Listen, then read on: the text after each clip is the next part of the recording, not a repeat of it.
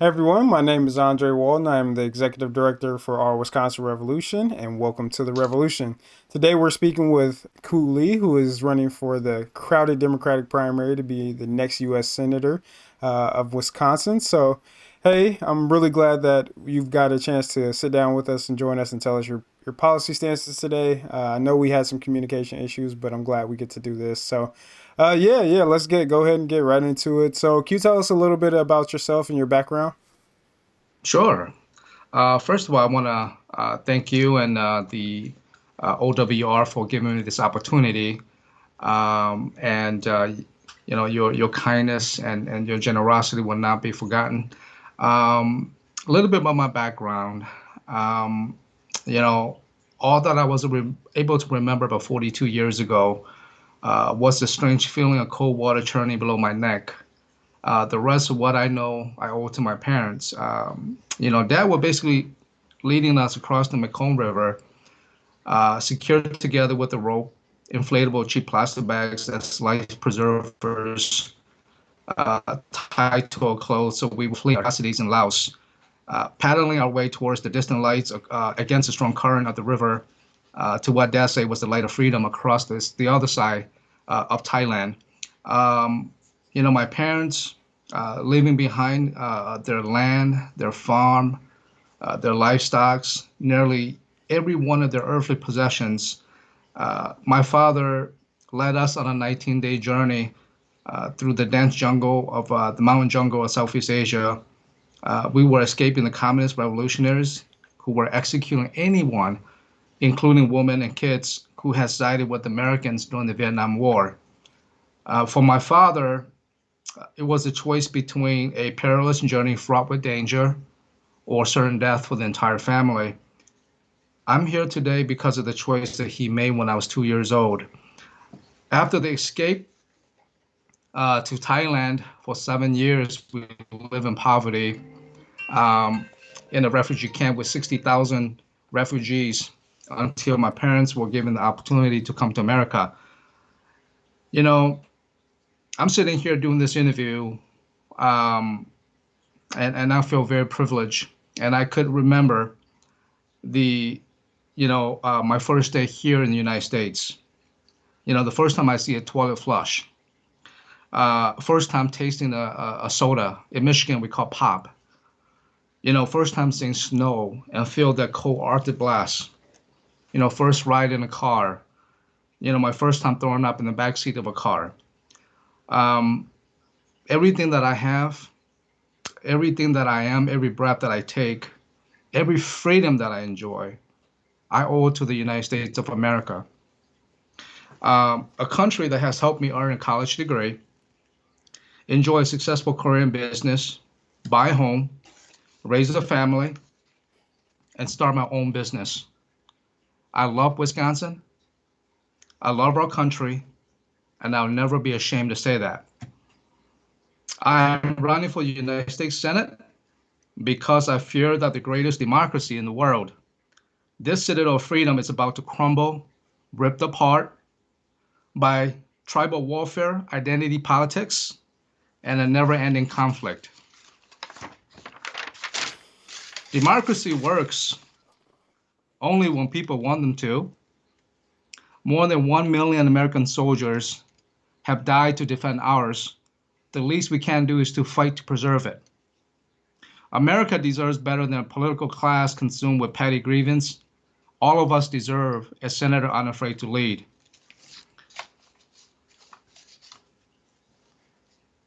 Thank you, Andre. Thank you. Well, I appreciate that background and that story. That's quite the story.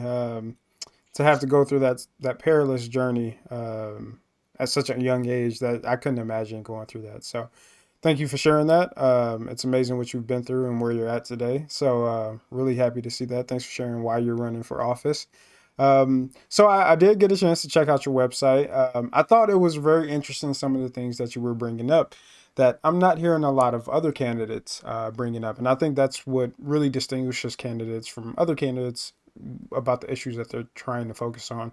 And one of the issues that you have focused on your website is the the rank that America is in when it comes to educating our students in math and science, which I believe is a true problem. And you say that in order to stay competitive with countries like China, that we have to catch up on these issues. And I do agree with that. So for you, can you talk a little bit more about what the future implications could be if we don't address this issue? And what do you think is the best solution to tackle this problem if you were elected as senator? Thank you, Andre. I appreciate you went on the website, and that means a lot to me. Um, yes, by any measure, the United States is failing to prepare our kids for the 21st century world. Despite the billions that we have invested in public schools, public education, American children are lagging behind the rest of the world, basically in math, science, and engineering. Um, and I mean, we've been outperformed by the likes of Europe, Canada, and China for the last 20 years. And in almost any civilization, Andre, we have to understand that education is the cornerstone of any civilization. And that in itself kind of speak for themselves as we look at the America. Uh, we have very intelligent people. We have a very good school system for so many years. That has propelled our country to a level of prosperity that has never been seen before. And so far, we have talked about the issues of correcting our education system for so many years now, but we haven't. The very simple things like, making sure that, our kids, whoever graduate from high school, um, could graduate with the skills to hold a job, to keep a job or to go to college. Those are very basic, and those are things that we must take care of. We must do right. Um, you know, I mean, I'm looking at this, and I'm looking at my cell phone, and this is probably one of the greatest device that we have ever had as humans or humankind. And what this little gadget do is that it actually empowers you. It gives you proper information, gives you the freedom to make choices and to make the correct choices. It empowers you. And so when we talk about education as well, um, I grew up in Detroit, and knowing the school system, public school system in some regions of the country or some of our states, we know that there are a lot of improvement that needs to be made. And understanding that if we keep kids trapped in a failing school, we are losing another generation of kids who potentially could become engineers, scientists, mathematicians, business owners, and all of those things combined put us behind the eight ball against the likes of China. So the idea that we cannot keep kids trapped in failing school, allowing them to have empower them to have the ability to do something about that, I think that is very key. And also, as a first generation college graduates, I understand the degree of difficulties that many immigrants or lower to middle class family face when they are sending their daughter or son to college. And because of the idea that they don't understand the system, so kids go on to college and be trying to become and to live this American dream, are pretty much are coming out with debts with 40, 50, $60,000, and then you can't even survive on a 4-year degree job. So all of these things that we can tackle and we can help. And as Americans, we do understand that I think all of us would agree that public school system needs a lot of improvement. And at this point in time, I think we talked a lot about a lot of things that I don't think that it's even pertaining to the teaching of our kids. There are so many issues behind it that we need to get corrected, and I think that we all agree that public education or education overall needs to be improved. Yeah, 100% agree with you. So I was really glad to see that on your website. I don't see it always addressed, Thank you. but it's nice to see you talking about it. So another thing I want to bring up before we get into some of the OWR specific policies that we care about, that you brought up on your website is the technological revolution that we're approaching. And I thought that was very interesting as well because I haven't seen any other candidate talk about this as well. And you said, the next technological advancement is not about nuclear power, but about make sure we protecting uh, information and such.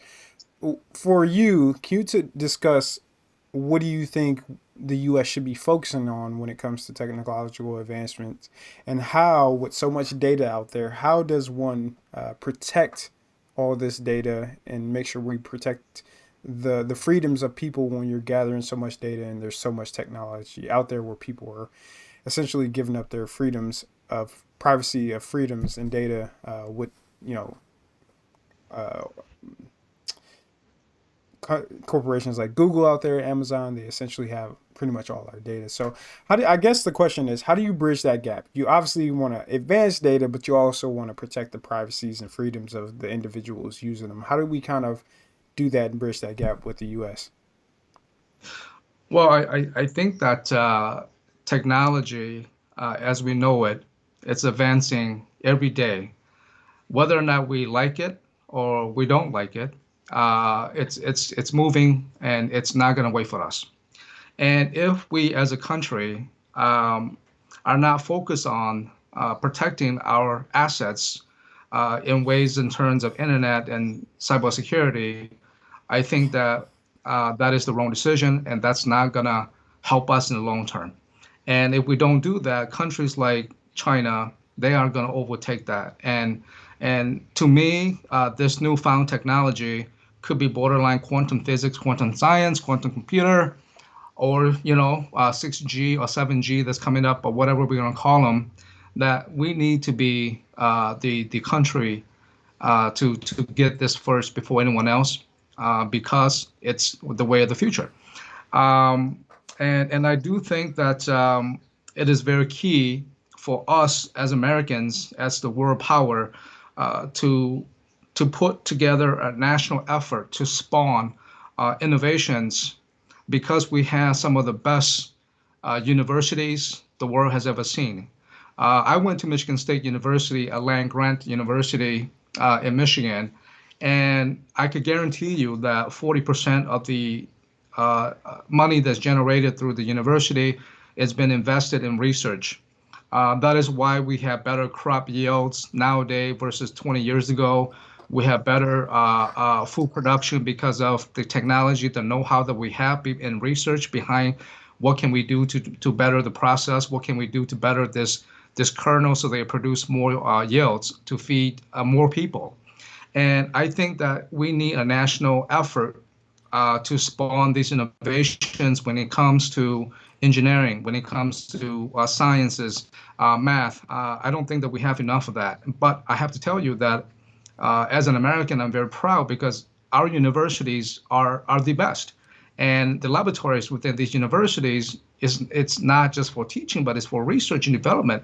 And we just have to have a national effort, someone to lead this front. And I think that that's where it's at. And I think that we need to focus on that. Now, right now, we talk about hotspots and cybersecurities. Um, I mean, I live here in the Northeast, Green Bay, with a company of JBS, one of the largest meat producer in the country and the world. They were hacked during the summer and of last year. And so I'm a business owner. I own a restaurant here in Appleton. I used to buy chicken breast for 99 cents a pound. Right now, I'm paying almost $2 a pound because of these little measures, these little secure measures that we have to make sure that we protect our own assets. Not only JBS, but Colonial Pipelines of the southeast was hacked. And look at the gas prices during the time. So you just look at these examples, and you know it as an American, and also as a statesman, we owe it to our country, to our people, that we have to get these things right. Because otherwise, things like our pipelines, our food supplies, dams, hospitals, factories, banking system, and our government entities, they pretty much are sitting ducks waiting for someone to attack. So that's why it's very key that we have someone that knows this and want to have this take it front on in Congress. So these ideas about education, technology, and renewable energy, Andre, I think is very key for the survival of our country, our nation for the next 100 years. Yeah, yeah, I appreciate that answer, and yeah, I think I would definitely have to agree with you. Thank Nuclear you. war is pretty unreasonable. So the next big threat is obviously technology and cyber warfare. So we have to make sure we do whatever we can to protect the information and also personal data. So definitely agree with you there. So now I want to ask you a few questions that are particular to OWR and some of the things that we Sure. care about. So um, one of the issues that consistently ranks at the top of people's concerns is healthcare, and for good reason. America is one of the only industrialized nations on earth that doesn't guarantee healthcare to its citizens. And as a result, thousands die each year due to lack of coverage, and even thousands more go bankrupt every year. So I saw. I didn't get a chance to see if you what your stance is on healthcare, but I would definitely like to know what is your stance on healthcare. What do you think we can do to reform it, and what do you think is the best approach as of right now? Thank you, Andre. I think healthcare it's important to Americans, and based on my experience, my parents and I, we live in poverty for 7 years in a refugee camp, and health insurance is something that we don't know about, and we never knew that existed. We did not know that we needed, but it is very important to the health of our the American family, especially to the elderlies. But we have to be realistic. We have to be practical about this thing. And the example that I give to people is that the NASCAR drivers, they turn left all their entire life. And if you ask them to turn right, I think there might be some challenges there. And again, I'm a very practical guy, man, and I like to see where the bottlenecks are. And if there's a bottlenecks in the system, then we correct it. And in this instance, um, even President Biden said that universal health care will not work. Um, so let's look at it this way. Let me ask you a question. Do you want the government to hold all your medical documents? You know, your freedom's been taken away. They're gonna tell you where to go, when to go, how to get yourself operated. Uh, I'm not sure if all Americans are for that. I know that all Americans are for affordability and transparency. I mean, imagine if a 85-year-old lady wants a hip surgery or replacement, and the government says no. So I think most Americans will have a problem with that. Um, what I think what we should talk about is transparency and competition. Can you? I mean, we all agree that the healthcare system needs improvement. This citadel of capitalism, the United States, when we look at healthcare, it is absolutely no competition. It's one size fits all. So, as an American, I walk into a grocery store. I have a $200 budget, and I see all these prices on every little thing that I buy in a grocery store. Not just the grocery store, but I think everything else we have price on it. Except that the healthcare system, the only thing that you know is your deductible. You know you're gonna pay $20 for visiting a doctor. You know you're gonna pay $50 walking to ER. But you don't see prices for knee replacement. You don't see prices for kidney stones. You don't see prices for all those things. The only people that know those prices is the provider and the doctor who actually receive the payment. So I think transparency is the key here, where people know exactly one, like the cell phone. If we give them enough data, enough information, I think Americans gonna make the right choice. And if we have a competition in price, like if I walk into the doctor's office, I like to see prices like how I see we walk into a fast food restaurant where you see prices. You can make an informed decision on those. And I think if we have that, the price is going to dry down. That's going to dry down. Competition is going to dry down prices.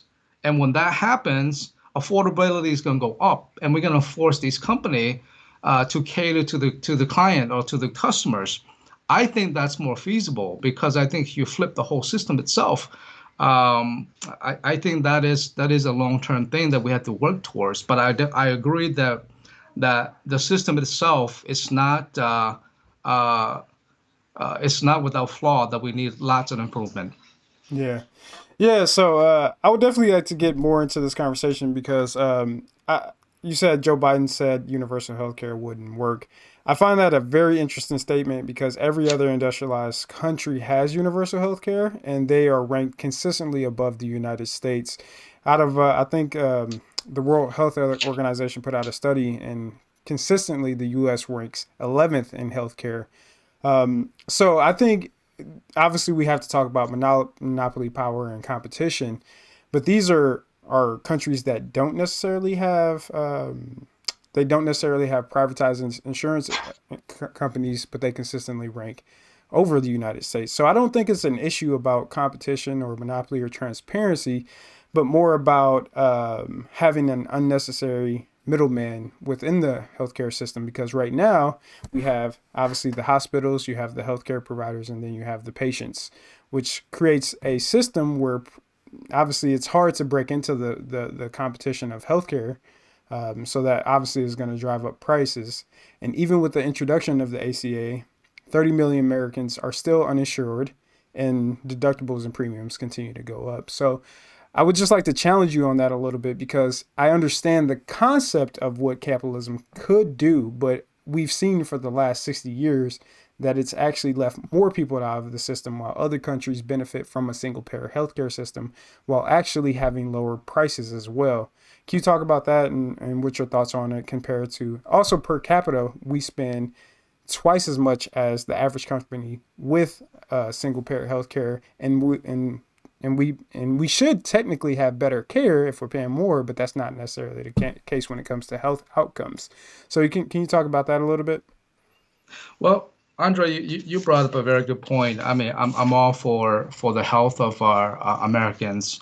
I'm a business owner, and uh, I'm very thankful for Obamacare. I think there are three class of thinkers here. One, some people want to advance Obamacare. Another group wants to kind of go back in the past, and another group wants the government to control this whole thing. And uh, one thing that I do agree, as I just said, that I want the best for the American public. But we live in a very democratic system, a capitalistic society. As a matter of fact, the citadel of capitalism, and I just see that it's ironic that we have no competition in this industry. And as a business owner uh, here in the Northeast, and I drive on Highway 4, 141 daily. And last year, when I realized that they were building a brand new United Health insurance company right off on 41 by De Pere, and they announced that they profited 1 point something billion dollars for the first quarter of the year, while many business owners like myself were struggling trying to get customers to the door, and inflation is like skyrocketed. That to me doesn't make a lot of sense because we just don't have competition to drive down the price that will cause affordability to go up. And the truth is, healthcare. I mean, young people don't really need healthcare because they're healthy. And why would someone pay for, for a service they don't need? And I think these are the things that we have to be in discussion and tackle it one Yeah. at a time. I Well, think that's probably the way to go. as far as like young people having healthcare, they don't generally need it as much as people who are older, but the Correct. necessity of having young people in the healthcare system is important because that's who is going to subsidize uh, elderly people who are generally more sick. That's just like with car insurance. Obviously, the safer drivers are subsidizing the unsafe drivers because they are subsidizing those people. So, yeah, younger people don't necessarily need it, but it's important for them to participate in the healthcare system because it's going to drive down costs for elderly. And Andrew, I completely agree. I mean, insurance, health insurance, you never know when you need it. And I, for one, would say it's very important for the American public, for any person of age, whether you're old or young, you need it. But what I'm just saying is that this industry, I think to go one way or the other is going to be very extremely difficult. Remember, I'm practical. I'm looking at the bottlenecks, and we have to deal with it as we move forward to improve it. So my thought process is that yes, we have to have transparency. If I know, if the American public knows what they're looking into, what they're getting themselves into, what they could afford. So we took the fear out of the public so that no one's is afraid to go to the hospital because it's going to bankrupt them. Competition. I mean, you think about it, 50 states, and I do agree with that. Maybe one government payer system across the states, because right now we have 50 different bureaucrats control 50 healthcare providers throughout the states, and that's where I think the problem is. So that I think competition and transparency should help us a lot to get to where we need to be. So that's where I think it's important right now. Awesome. Well, I appreciate the conversation on that. Yeah, I think healthcare is a big one for me, and I think it's a big one for Americans. So, yeah, I think there's definitely different opinions out there, but I appreciate it. So, I wanted to get into another question, and this one is about campaign finance. So, a 2014, and I asked this to the other U.S. Senate candidates, so I want to ask this to you as well. So, a 2014 Princeton study indicated that economic elites and organized groups representing business interests have substantial independent impacts on U.S. government policy, while the average citizen and mass-based interest groups have little or no independent influence. So the question has two parts. Will your campaign refuse corporate PAC money? And if elected, what would you do to combat the influence of big money has on our electoral system? Good question, Andre. Excellent question. And my campaign, it's all grassroots, and I don't have a wealthy uncle. I don't have a wealthy dad, or I'm not a product of the system where I know where to go find money. And that's why you see me on the bottom list when it comes to raising money. But I think the ideas, I think the know-how, the experience, I think we're as big as anyone on this board of candidates for the United States Senate. Um, but I have to tell you, Andre, that the PAC money, I think that not all PAC money are bad. In 2010, in the case of the United States, the Citizens United case where the Supreme Court voted 4-5 to approve it in favor of PAC and Super PAC, that opened the floodgate for dark money, which you talk about the big money to support certain candidates, which allow nonprofits, corporations, and unions and others to spend as much money as they can to influence elections. I think the unfair part is that they're both candidates in these fields, particularly like myself and those that have access to money or to this dark money. That becomes unfair because the money gap is just overwhelming. I think to make it fair, as a United States senator, we can't legislate a law that can coincide with what the Supreme Court decision was made back in 2010, and perhaps we could put a limit and full disclosure on where the money come from and what amount they could give. I think that will bring the gap together to make it fair for people like myself and those that are considering or in the future that they want to run for public office without the support of these big corporations or billionaires and millionaires. Great. Appreciate that answer. So another question I want to ask you is related to the climate. So experts have estimated that we have less than 12 years to seriously address climate change before we have irreversible damage to the planet. Yet we've seen little to no action to fully address the threats of climate change. Actually, we've seen Biden actually give more permits for oil drilling, actually more than Trump at this point. So, what do you think is the best way to bring climate change back to the forefront, and what do you think is the best way to address it, um, considering the warnings that scientists are giving us? Andre, as a citizen of this planet, I am very concerned about climate change. Um, my community, in particular, before the Vietnam War, we lived peacefully in the mountains of Laos in Southeast Asia. And even right now, I'm thinking in terms of the people that lives in the Amazon, some other remote regions of the world who had no idea of who America is, who China is, or Canada, or Europe. They peacefully exist, and their world will change if we don't do anything about this climate change because we will impact their ecosystem in ways that they will not be able to anticipate or know.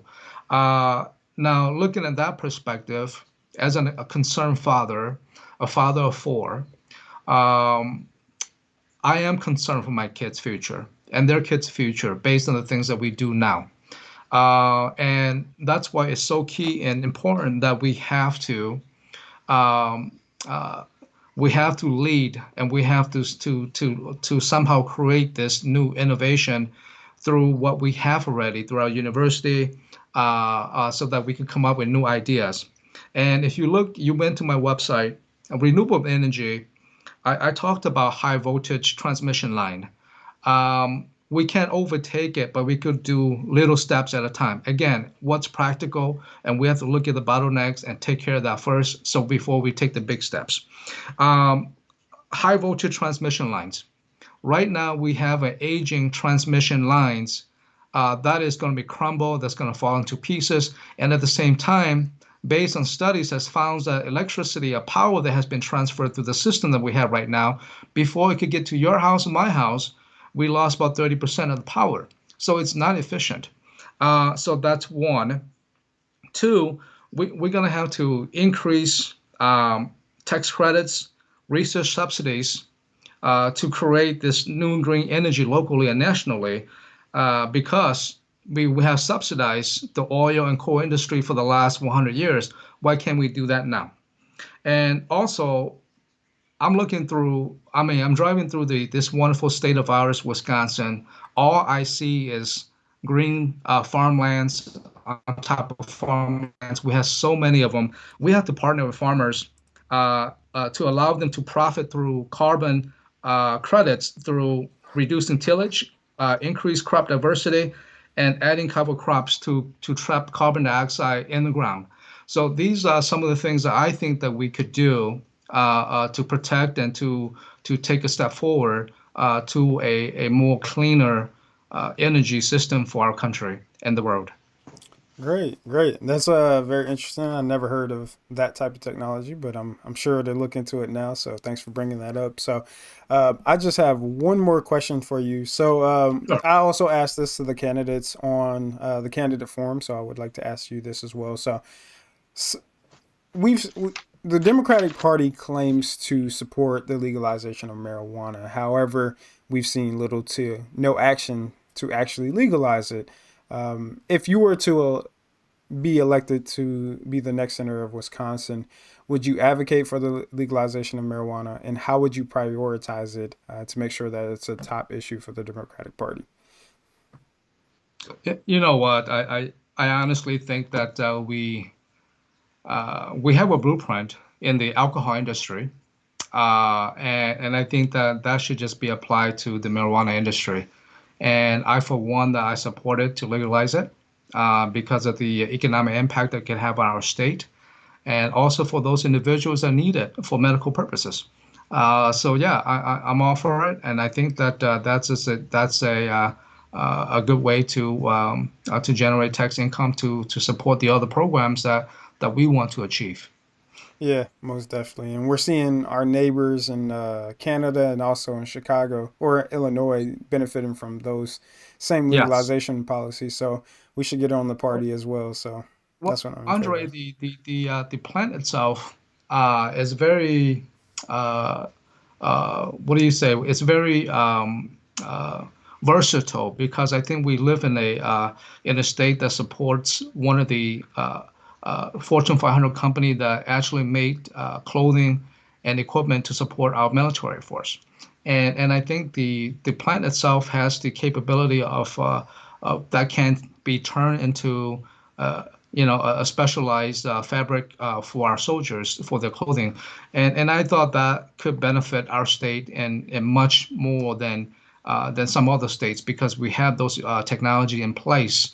And with this, I think it's just going to enhance the ability of our state, our industries, and that's just going to be bode well for the entire state. It's a plus plus. Yeah, most definitely, 100% agree. So, yeah, that was my last question. Is there anything else that you wanted to address or talk about before we end the interview? Um, well, first of all, I want to thank you, Andre, for this wonderful interview. It was a pleasure to be here, part of the OWR. But I should say this in closing. Um, I should not make no attempt to win this election by pitting people against each other, playing identity politics, spewing hate, or slow and discard. That is the cancer polluting our discourse and sickening our democracy. It is what destroyed the Roman, French, and Russian Empire. America is too important to this world to let that happen. I have seen the face of communist evil in my native land of Laos. I have seen what that evil can do. And we cannot kid ourselves about China and the terror that that kind of government will reign upon the world if we allow it to become the sole superpower of this planet. America is the last great hope for humankind. The next 20 years will determine whether it crumbles or remains the forceful good it has been the past 100 years. It will determine who has dominion over the world's vital resources and whether they are used for good or evil. It will determine whether our children and grandchildren live free. For the sake of all whose hopes and dreams depend on decisions we make, America needs a Congress that can get things done right again. This world needs America to lead again. Thank you. I'm Kou Lee. Thank you, Koo. I really appreciate it. And if people want to get involved with your campaign or they want to get in contact with you, where should they go? Andre, that's very important. Very simple. Lee for Wisconsin.com. Lee is spelled Lee. So Lee for Wisconsin.com. If you have any questions, concerns, you would like to help, you got some ideas, uh, I will welcome any one of you. You could email me anytime or my camp, and we definitely will get in touch with you.